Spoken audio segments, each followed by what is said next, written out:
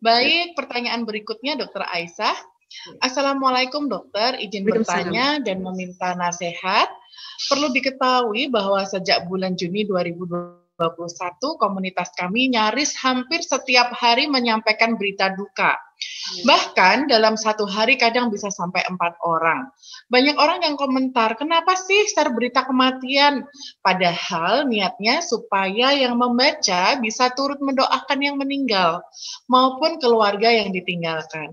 Kami pun yang menyampaikan berita duka cita ini juga merasa bersalah, tapi di satu sisi ingin supaya yang sedang berduka mendapatkan banyak support atau doa dari orang lain. Jadi dilema ya dok, bagaimana saya harus menyikapi hal seperti ini? Terima kasih atas jawabannya.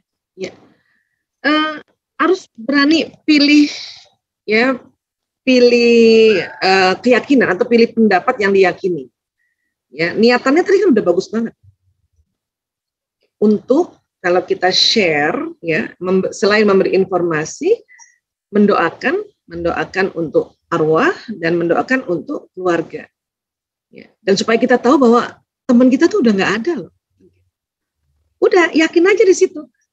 Kalau komen mah wah macam-macam kalau komen sih. Ya, ada komen positif, ada komen negatif. Ya termasuk itu komen kenapa sih diberitakan? Berarti yang komen kenapa sih yang diberitakan dia nggak tahu bahwa kematian itu sama seperti orang yang sedang menikah harus diumumkan. Dalam rangka untuk dapat doa juga semuanya. Menikah juga harus diumumkan untuk dapat doa dan tidak terjadi fitnah. Ya. Kematian juga untuk diumumkan. Selain untuk kita mendoakan, itu untuk pelajaran buat kita. Hati-hati loh. Ya. Ini bukan masalah komorbid atau enggak, tua atau muda ini, apalagi COVID. Ya.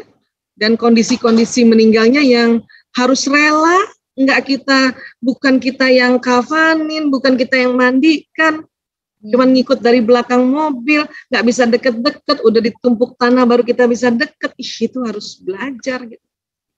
Ya, nah jadi pegang saja pada satu prinsip atau niatan yang tadi diyakini bahwa ini saya insya Allah niatannya ini benar, baik dan pantas kok, masih pantas kok. Ya, dan mungkin bukan hanya satu komunitas nih, hampir semua komunitas juga begitu. Gitu. Nanti kalau komen mah memang lah orang suka banyak komen lah.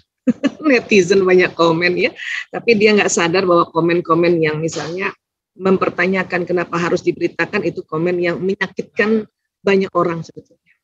Ya, kurang lebih seperti itu, Dokter Dea. Mudah-mudahan terjawab. Baik, Ya. Terima kasih Dokter Aisyah. Sama-sama. Ini kalau saran saya untuk sahabat yang bertanya, ini komunitasnya sepertinya perlu mengundang kita berdua, Dokter Aisyah.